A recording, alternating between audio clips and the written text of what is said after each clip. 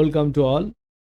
आप देख रहे हैं जियोग्राफी विद नंदनाथ और आज इस वीडियो में मानव भूगोल के ह्यूमन जियोग्राफी के जो जर्मन भूगोल देवता का जो कंट्रीब्यूशन रहा है, योगदान रहा है, तो हम बात करेंगे जर्मन जियोग्राफर के सारी डिटेल्स। हमारे साथ बने रहेंगे। अगर हमारे चैनल में आप नया है जरूर सब्सक्राइब कर लेंगे और साथ ही के साथ बेल ऑल बटन को प्रेस कर लेंगे ताकि इस तरह वीडियो सबसे पहले आपको मिल सके। चलिए आज के इस वीडियो में हम देख लेते हैं जो जर्मन जियोग्राफर्स है in the development of geography, जिसमें मानव भूगोल के जो विकास में जर्मन भूगोल देवताओं के विचार सर्वाधिक महत्वपूर्ण रहा है। और यद्यपि जर्मन विचारधारा मानव भूगोल में निश्चयतावाद के जो साथ ही इसमें जो जुड़े हैं, और तथापि ये भी सत्य है कि जर्मन में भूगोल के जो धाराशील मनुष्य के महत्व को स्वीकार करते हुए रखी गई थी।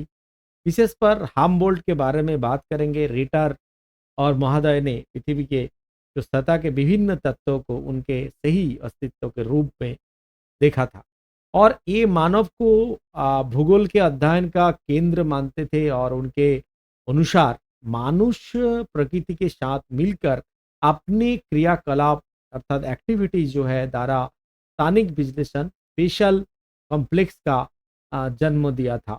और उन्होंने पृथ्वी के सतह के अध्ययन में दो दृष्टिकोण का प्रतिपादन किया था, जो कि प्राकृतिक दर्शन और दिव्य जो नैतिक दर्शन है। अर्थात उनके अनुसार प्राकृतिक तथा मानवीय दोनों तत्वों का संश्लिष्ट अध्ययन में मानव भूगोल है। और आपको बता दूं, ये जो वातावरण है एवं निश्चयतावाद के दोनों शब्द का अर्थ एक होते हैं, जिसके अनुसार मनुष्य पर्यावरण के जो प्राकृतिक पर्यावरण के विशिष्ट देन देन होता है, और समस्त मानवीय प्रक्रिया भौतिक दशाएं आपका द्वारा नियंत्रण होती है। और भौतिक दशाओं के अनुसार मनुष्य के जो शारीरिक गठन के उसके भोजन, उसके वस्त्र क्या खाते हैं, आश्रय, सामाजिक सांस्कृतिक क्रियाकलापों के आदि का निर्धारण होते हैं। और इसमें प्रकृति के जो प्रचलता है पर बल दिया गया है, और मनुष्य के प्रकृति का जो अनुगामी या सेवक के सिद्ध करने का प्रयास किया गया है। अतः इस जो विचारधारा को पर्यावरणीयवाद अर्थात नियतिवाद भी कहा जाता है। अर्थात वातावरण निश्चयतावाद का जन्म तथा रोशन जर्मनी में हुआ था। और जर्मन विचारधाराओं में प्रकृति के जो छाया परिमंडल का उल्लेख जो है मिलता है। स्थल मंडल, जल मंडल, वायुमंडल, वनस्पति मंडल और पशु मंडल। अर्थात मानव समुदाय और उसके भौतिक तथा आध्यात्मिक संस्कृति हम्बोल्ट तथा रिटर जैसे महान जर्मन भूगोल देवताओं ने जो पृथ्वी के मनुष्य के आवास स्थल मानकर उसका अध्ययन किया है। अर्थात मानव परिस्थिति जो ह्यूमन इकोलॉजी है उसे विचारधाराओं का मूल आधार कहते हैं। इस प्रकार के मानव भूगोल के जो विकास में विभिन्न जर्मन भूगोल देवताओं का योगदान रहा है। तो सबसे मैं बात करूंगा इमानुएल कांट के बारे में। आप जो देख रहे हैं इमानुएल कांट, जो कि 1724 से 1804, ये जो आप देख रहे हैं वो 8वीं शताब्दी से ही कांट के समय में मानव और वातावरण के संबंधी पर विचार होने लगा था। और कांट ने वातावरण के प्रभाव को स्पष्ट करते हुए बताया कि न्यू इंग्लैंड के जो समुद्री तट के निवासियों के जो नेत्र आधे बंद हो रहते थे, और उसके कारण जो वातावरण में असंख्य जो आपका मेक्सिको का उनके आंखों की ओर उठते रहना था। और गर्म प्रदेश के जो निवासी है सामान्यतः जो है सुस्त होते रहे, स्वस्थ होते हैं।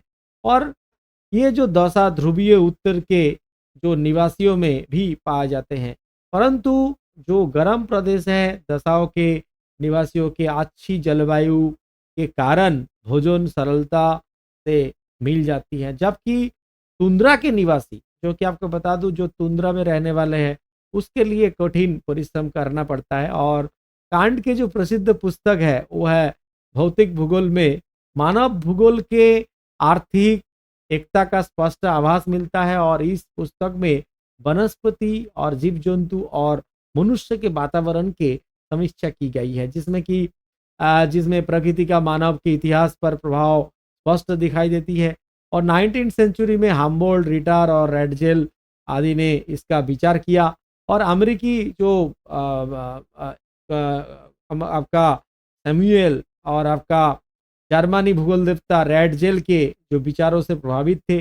और इसने अपने ग्रंथ भौगोलिक जो वातावरण के प्रभाव में वातावरण के तत्व द्वारा मानव के प्राय सभी पक्ष पर जो गहरे प्रभाव बरसते हैं। और परंतु रेडजेल अथवा कुमारी सैमुअल ने अपने ग्रंथों में ये बात कही नहीं, कही कि मानव अपने वातावरण का दास है, बल्कि उन्होंने वातावरण को मानव के क्रियाओं पर प्रभाव डालने वाले एक महत्वपूर्ण शक्ति बताया।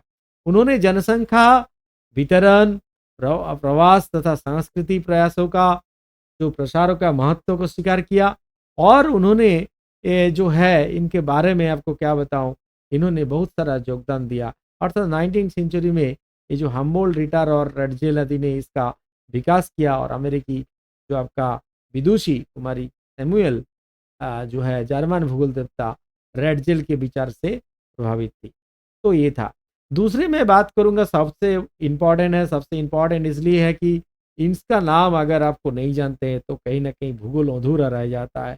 अर्थात जो हमारे अलेक्जेंडर वॉन हम्बोल्ट कहते हैं, अलेक्जेंडर वॉन हम्बोल्ट 1769 से 1859 हम्बोल्ट कांट के विचारधाराओं से सहमत थे।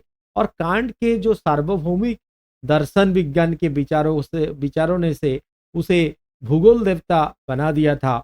और हम्बोल्ट ने अपनी लंबी यात्राओं से एकत्रित तत्वों तथा प्रशिक्षण और आपका युक्ति संगत जो विश्लेषण है प्रस्तुत किया था।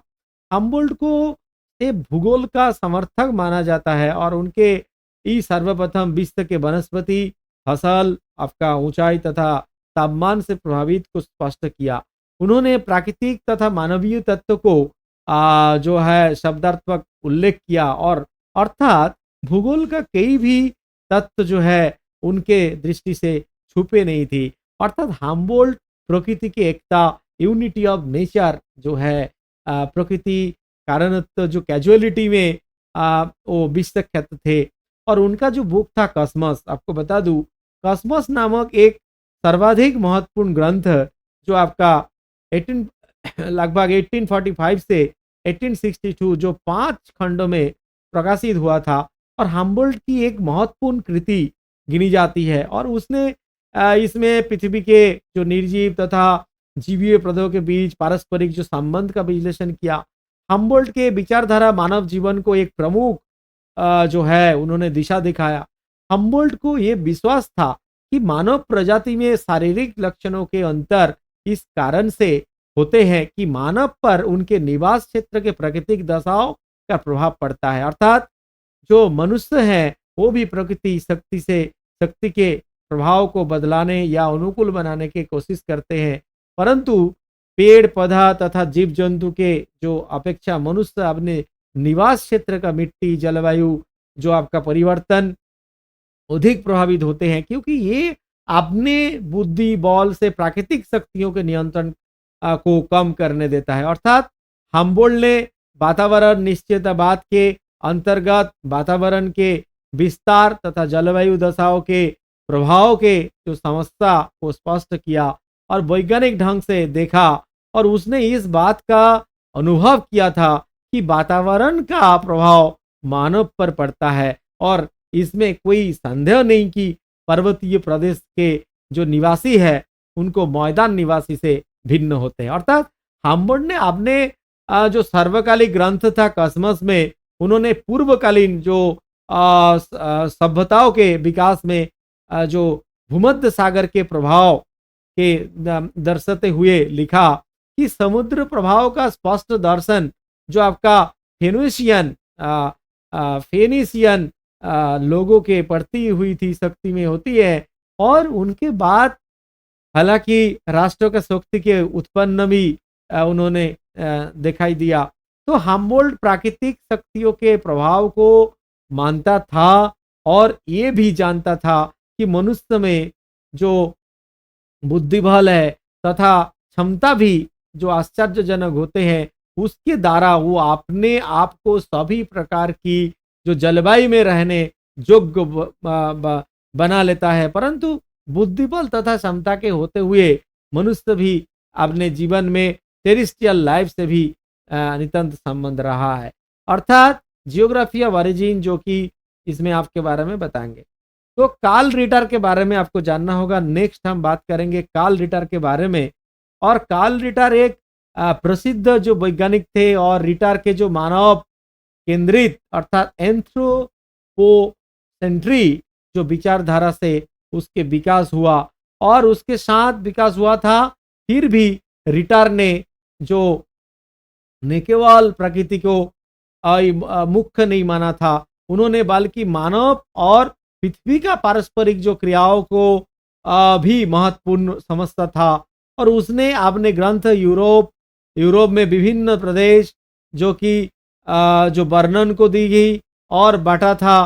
पहले भागों में ऐतिहासिक भूमिका और दूसरे भागों में प्रकृति के द्वारा डाले हुए महत्वपूर्ण प्रभावों को उन्होंने दर्शाया गया था।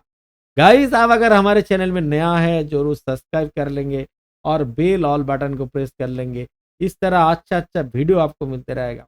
तो इसके बाद के भी जो लिखों में रिटर ने मानव और प्रकृति की जो पारस्परिक प्रतिक्रिया के विचार भी इन विचार की और प्रधानता दी। और उसके यूरोप के 40 जो समुद्री तट है अर्थात जो काटा हुआ तट है, तटरेखा के जो महत्वपूर्ण के और समुद्री तट के निवासियों पर उन्होंने समुद्री वातावरण के जो गहरा प्रभाव देखा था। और रिटर का जो भौगोलिक विचारधारा हम्बोल्ट से प्रभावित होते थे, किंतु रिटर ने भौगोलिक प्रादेशिक और विधि को अपनाया और जिसमें भौतिक तथा मानवीय जो कारणों को संश्लेषण पर बोल दिया गया। और इसके सबसे प्रसिद्ध भौगोलिक जो ग्रंथमाला है अर्धकुंड के बारे में उन्होंने लिखा। उन्होंने 19 किताब ग्रंथ है। इसके प्रथम जो खंड में अफ्रीका और दूसरे खंड में एशिया और महाद्वीपों का उन्होंने वर्णन किया। अर्थात प्रादेशिक विधि के आधार पर उन्होंने किया गया। और हम्बोल्ट के तथा रिटर के जो विचारधाराओं में समानता होते हुए भी काफी अंतर था। अर्थात रिटर के जो विचारधारा के जो आपका क्रांति में बोलना चाहूंगा, यहाँ पे मानव भूगोल के विकास में महत्वपूर्ण योगदान रहा है। जैसे कि रिटर के विचारधारा आपका विकासवादी रहे हैं और जो यानी मिलते जुलते थे वो किसी की क्षेत्र में भू रचना, उसका जलवायु, उसका पदार्थ, मनुष्य के जो अंतर संबंध के मान्यता था, वो रिटर पर्यावरण ही निश्चित बात के मानता था। उसने मानव तथा प्रकृति के जो परस्पर प्रक्रिया को आपका प्राधान्यता देते थे और इसमें निवास पर समुद्र का गहरा प्रभाव देखा। और रिटर के ग्रंथमाला में अर्धकुंड के मुख्य उद्देश्य जो है उन्होंने बताया। इस कथन में from the individual fact towards the whole में प्रकृति एवं मानवीय तत्वों को संपूर्ण संबंधपूर्ण जो प्रश्न करना था।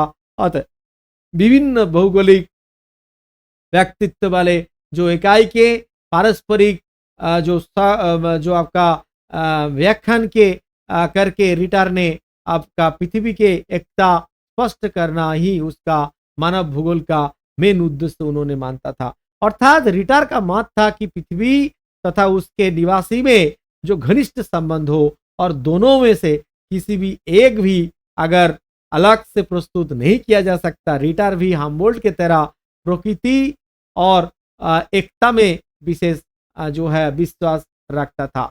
नेक्स्ट हम बात करेंगे फ्रेडरिक रेडजेल के बारे में। बहुत इंपॉर्टेंट है, ये है फ्रेडरिक रेडजेल। अब देख सकते हैं फ्रेडरिक रेडजेल 1844 से 1904 रेडजेल के मानव भूगोल का वास्तविक जन्मदाता कहा जाता था। भाई आपको बता दूं, इसके ग्रंथ में सर्व जो विख्यात ग्रंथ था वो है जियोग्राफी।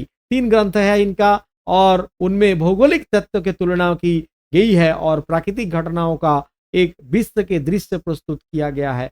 अर्थात एंथ्रोपोग्राफी के प्रकाशन के पश्चात ही इन दोनों शब्दों को मिलाकर अंग्रेजी भाषा की शब्दावली में मानव भूगोल का नाम का समावेश हुआ है। तो वातावरण अर्थात इन्होंने वातावरण को अलग तरीके से समझा कि मानव के पारस्परिक संबंध में रेडजेल ने वातावरण को निश्चितवाद को ही अधिक प्रभावित माना था और उनके विश्व के विभिन्न प्रदेश में मनुष्य के रहने सहने आर्थिक व्यवस्था और उसके सामाजिक सांस्कृतिक और वातावरण की देन माना था और इसलिए वातावरण जो है निश्चितवाद सिद्धांत का प्रभावित करते हैं। और इसके एंथ्रोपोग्राफी ग्रंथ के प्रथम जो खंड में यह स्पष्ट किया गया था कि पृथ्वी पर मानव का पर्यावरण जो वितरण अधिकतर प्राकृतिक जो आपका शक्तियां है द्वारा ही नियंत्रित होता है। और दूसरे खंड में उन्होंने जनसंख्या के वितरण का वर्णन किया था।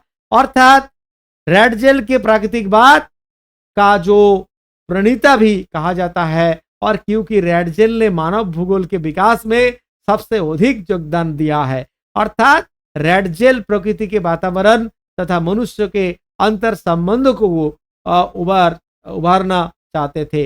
लेकिन क्या हुआ, उन्होंने इस जनसंख्या के क्रमबद्ध वितरण के संबंध से मानव भूगोल के नामक भूगोल के कई नई शाखा के प्रतिपादन की और आवश्यकता जो है जरूरत जो है नीड्स जो है महसूस की। और उन्होंने इस बात पर बल दिया कि यदि भूगोल देवताओं के किसी सामाजिक ज्ञान के साथ चलना हो तो भूगोल में पृथ्वी पर मानव के वर्णन का सम्मति अध्ययन आवश्यक है। और उन्होंने बिस्मार्क के युग में रहते हुए रेडजेल ने रासायनिक राजनैतिक प्रादेशिक सिद्धांत को भी विकास किया। इस प्रकार के भूगोल में मानव भूगोल का जो श्री गणेश हुआ है। और रेडजेल ने माना कि मनुष्य अपने वातावरण के शक्तियों से नियंत्रित होकर उनके अनुकूल उनके बनाता है और इसके लिए रचनाओं में जो वातावरण निश्चितवाद के गहरा छाप दिखाई देती है। अर्थात परंतु रेडजेल ने सांस्कृतिक वातावरण के प्रभाव भी कभी भी नहीं सकता था। उसके एंथ्रोपोजोग्राफी जो किताब था उसमें दूसरे खंड में जनसंख्या वितरण का घनत्व पर उन्होंने जो है विस्तरीय रूप से उन्होंने जो है एक्सप्लेन किया, व्याख्यान दिया। सांस्कृतिक लक्षणों के प्रसार पर उन्होंने बल दिया। तो यहाँ से प्रश्न पूछ सकते हैं कि मानव भूगोल के व्यावसायिक जन्मदाता कौन थे, एंथ्रोपोजोग्राफी शब्द से आप क्या समझते हैं और निश्चयतावाद से आप क्या समझते हैं, इस विचारधाराओं के जो प्रणेता कौन थे और आपका अर्धकुंड किस संकल्पना के स्पष्ट करता है। अर्थात गाइस इस वीडियो में आपको हमने बताया कि आपका ये जो आपके सामने मैंने रखा, क्या क्या रखा भाई बताओ आप। रेडजेल के बारे में, फ्रेडरिक रेडजेल के बारे में, उसके सब विचारधारा आपके पास रखा। कार्ल रिटर के बारे में आपके पास रखा और महान जो जिन्होंने कॉस्मस का ऑथर है उनके बारे में रखा, वो है Alexander Humboldt, Alexander one Humboldt, जो कि आपको याद रखना है। और दूसरी इमानुएल कांट के बारे में हमने जाना और हमने जाना कि ये जो विचारधारा में मानव भूगोल के जार्मन जो आपका जार्मन भूगोल देवता के सर्व महत्वपूर्ण जो योगदान रहा है और इसके बारे में उन्होंने पृथ्वी के बारे में जो जो आपका विचारधारा आपके सामने आया है और उनके बारे में जो निश्चित रूप से फलस्वरूप आपको जानकारी जो है प्राप्त हुई। और कैसा लगा वीडियो, लाइक बटन जरूर दबाएंगे और सब्सक्राइब अगर नहीं किया तो सब्सक्राइब कर लेंगे। इस तरह मानव भूगोल के सारी भूगोल के लेक्चर आपको मिलते रहेगा। आप आपका हमारे चैनल में अगर नया है जरूर सब्सक्राइब कर लेंगे। इस तरह वीडियो आपको मिलते रहेगा। थैंक यू, जय हिंद।